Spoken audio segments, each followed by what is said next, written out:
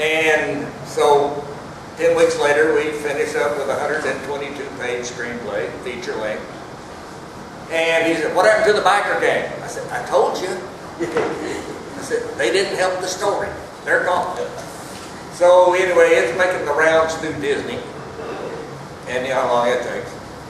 And so Buck and I looked at each other. And this was 2010. Yeah. And after we finished the screenplay, I said, "Hell, we can write a novel." 3 months later, we finished our first novel, Black Eagle Force, Eye of the Storm. It was published the following year, and while it was going through the publishing stuff, we wrote 3 more. And now we just finished number 9. In 3 years. By the way, Bill O'Reilly called. He wants to know what your secret is as far as writing books. Yeah, thank you very much. So, yeah. Was 3 months, now it's every 3 hours, so that's pretty cool. Hey, hire a ghostwriter. Hire a ghostwriter? Like he does. Oh, that Dugard guy, huh? Yeah. Got it, all right. Yeah, no, a friend of mine, Dwight Zimmerman, wrote that Killing Lincoln or something for him that, you know, went, of course, leading with Bill O'Reilly's name, but the other guy did all the writing. Hey, thank you for joining us, and that concludes the Q&A. You're sharp today. Yeah, and he follows the script well. I do, it's right here. Alex, it's good to see you again. We see each other about once or twice a year, and to have you up here is just a real pleasure. And you know, we talked last time about losing one of your dear friends from Airwolf, Ernest Fortnite, and what an amazing man he was. I had a chance to interview him a couple of times. Just had the greatest stories ever. You just like a little string, you know. You could ask him a question, and he would go out, and everything was interesting that he would talk about. Do you ever see your other co-star on there, Jan Michael Vincent? No, I don't. Jan Michael, can I say it? We're among friends. We used to call him Jan Michael Vodka. It's not in the church, okay? It's not a secret to the world that that poor guy has had some very tough times. He had a long time battles with alcohol and drugs. Can you all hear back there in the back? No? Oh, there we go. You got it. Yeah, pretend that I am Deacon Cord here. Farmer.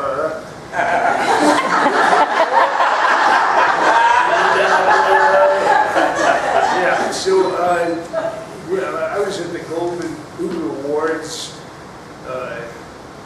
Bob and I have both been recipients of the Golden Boot, which is a pretty neat deal because we're in the company of guys like Henry Fonda, Charlton Heston, who all Steel?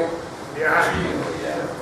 And it was dark in the hotel, you know, because they had people on the stage. And in the darkness, I had my girlfriend, who's now my wife, and we were sitting with Sidney Poitier. And my wife is from Denmark, and she didn't have any idea who I was. She'd never seen anything. She thought that I was just full of everything that I ever told her. Then when we went to this award, there were people clamoring for my autograph. And when she saw we were sitting with Sidney Poitier, she said, "Good God, maybe this guy is selling."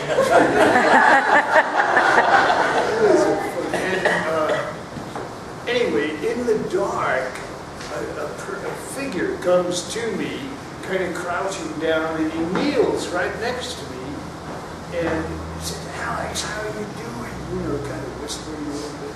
And it was Jan Michael Vincent, and I swear I did not recognize him. It was the saddest thing in the world, because he was about as good-looking a guy as there ever was, and very talented, and a good human being. I loved him. I loved him. I had a son who, unfortunately, had the same kind of problems. So my heart went out to him, but I have not seen him or heard anything good about it. He's far as I know, he's living in someplace like Missouri or Mississippi or something like that. He's on Facebook. I know you're doing the Facebook thing now. Yeah. Finally. Yeah. Well, Now we got to get this guy doing it. You know, you got a million sites on Facebook and none of them are you. No, that's too bad about Jan, though. Yeah. He messed up a great career. boy, didn't he ever? Yeah, he was a good. damn good actor. I liked working with him, but it was not always easy because I had mouths full of dialogue, you know, all that technical stuff about the helicopters and everything. And, you know, and I knew what I was doing. That was Ernie and I were very good about being very professional. And he'd spew off a whole speech to Jan, and he's got one line in response. And when I finish, you could drive a truck through the pause. I'm looking at him and he's blank-faced. He just had no idea he couldn't see that. Well, Paul, I know you deal mostly with people who grew up as kids in the business, but have you ever had anything to do with it? Oh, yeah, he's part of the merry band of 600 that former kid stars. And Jan's part of the group. We do our best to stay in touch with him. It's a challenge, as you said, Alex. My connection with him was that movie Journey to Shiloh, because we worked together at Universal. It was a hell of a cast. Jimmy Caan and Michael Saracen, Harrison Ford, Jan Michael Vincent, Don Stroud, and me. And we had a nice relationship then, and I'm happy to say it's continued, because I am the least judgmental person in Hollywood, I think. I don't give up on my friends. They didn't give up on me. And fortunately, there's a person in Jan's life that takes good care of him. So, you know, we'll see. Don't give up. How recently have you been in touch with him? About 2 months ago, I think was the really? last time. Yeah, we pay attention to each other's posts on Facebook, which can be one of the great tools to stay in contact with people. And, a lot of guys here, you know, you have fan pages and stuff, which I don't do. I only have friends. So all of my websites or Facebook sites are people I talk to, and who talk to me. And you know, the big concerns are not career concerns anymore. It's like, how are the kids? How are the grandkids? How's your health? But I love to stay in touch that way, and it makes it easy to keep track of what I call my kids, because we got a lot of them. Good, thank you. All right, if you got questions, raise your hand. Get to you. Ah, yes, this lovely lady. You want me to sing happy birthday again? I'm used now to coming down with a microphone, and we don't have to have one here, so I guess I don't need to come down, but... This question is for Mr. Paul Peterson. I have a lot of precious memories of watching the Donna Reed show. And I was wondering if you could talk a little about your TV dad, Mr. Carl Betts. Mm-hmm. Well, I'm happy to. This was, for all intents and purposes, my real family. I spent more time during those 8 years of production with Donna Reed and Carl Betts and Shelley Fabre than I did my own family. Interestingly, when you're a youngster growing up on television, if you're lucky, you'll have quality adults who are not only in charge of things, but who are concerned about your character and your education. And both Donna Reed and Carl Betts learned a lot of lessons from the show that was on our lot. Their last year was our first, Father Knows Best. And as most of you know, there were some big problems on that show. Robert Young admits that he was an active alcoholic during the filming. Billy Gray was in trouble every other weekend because he loved to get high and race motorcycles. He did. And Lauren Chapin's story is known to many of you. And Donna and Carl, as adults, made a commitment first to each other and then to us kids that we would be an important part of their life. And they stayed true to that pledge. Till they died. I think the last person Donna Reed talked to was Shelley Fabre when she passed. And Carl Betts, he was the most amazing man that I had met because I had no other man like him in my life. You know, my dad's a blue-collar engineer, worked at Lockheed. Most of our friends were hunters and fishermen, and they liked football and didn't mind getting dirty. And Carl was a graduate from the Carnegie Mellon Drama Department. He was an actor. He was a painter. He was a poet. We teased him unmercifully because he was not very coordinated. So we'd have breakfast scenes and he couldn't eat and do his dialogue at the same time. I would go to Carl's house. This is how close we all were. I mean, we really were close. We had lunches every month after the Donna Reed show, somewhere in the country. I came to Carl's house for one of his parties, and I got there early because he asked me to come help, and he was sitting back behind his bar out there in Malibu, and he was polishing glasses and moving bottles, and Andy McCullough, who was one of our directors, he said, well, there's Carl making the bar safe for himself.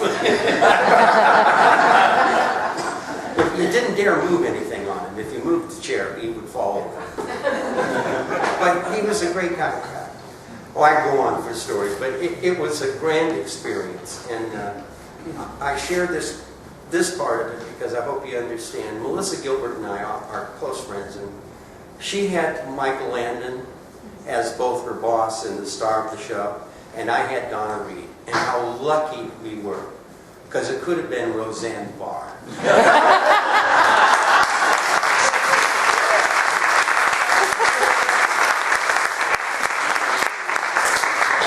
Mr. Fuller. Yeah. Any memories? They woke him up again. Yeah, I know, that happens. 1961, you worked with a young actor on a show that we all know and love, Laramie. This young actor. This young actor had on that show a father, Dan Durier, and brother, Herb, recently changed his name to Jason Evers. We know who we're talking about. Absolutely. Here. Any thoughts about this Greenie at that time in his career? He did a heck of a job on that show. He really did. It was a pleasure to work with him. But the interesting thing is, and I'll never forget it, the first day on the set, I meet Alex. We do a couple of scenes together, and a fight scene or whatever, some dialogue, and we finish the day's work. And as usual, there was a Western bar called the Hitchin Post that we always used to go to after work. Or at lunchtime. Or breakfast. So I went as usual that night, and I walked in and looked to my right, and there's Alex sitting there with Shirley Winters. Holy man. I couldn't get him to tell me much the next day about it, but since we've known each other for quite a while now, I've heard some good stories. You were in the parking lot last night at the steakhouse. Yeah, that's some good Shelley Winters. Oh, really? Oh, yeah, well, anyway. Good old Shelley. Oh, questions? Raise your hand. Yes, sir. Yeah, this is for Mr. Fuller. You know, I watched you on the wagon train, I watched you on Laramie, and also, within your last thing you did was with on Walker, Texas Ranger, and I enjoyed those shows as you as this Ranger and everything. And I was just wondering, what was it like to work with that crew? What was it like to work with Chuck Norris? Well, Chuck was great. Chuck is a throwback to old Hollywood. Everybody that worked on that show, he had the same directors, the same producers, the same cameraman. Everybody was a family, like we used to have during Laramie and Wagon Train. They don't do that anymore, but Chuck did, and he had his own school of people that he used all the time, and he was great to work with. He treated everybody just fantastic. Anything you wanted he would ask him. He would come to you and he'd say, if you need anything, come to me. Don't go to anybody else, and I'll see that you get it. So he was fun. He's a great guy. And I've known Chuck for years. I knew him when he was the karate world's champion. back in the 60s. So it was a lot of fun getting together and doing those shows. Whose idea was it to do that character that you did on the show? Actually, it was a writer, a man and a woman. Can you think of the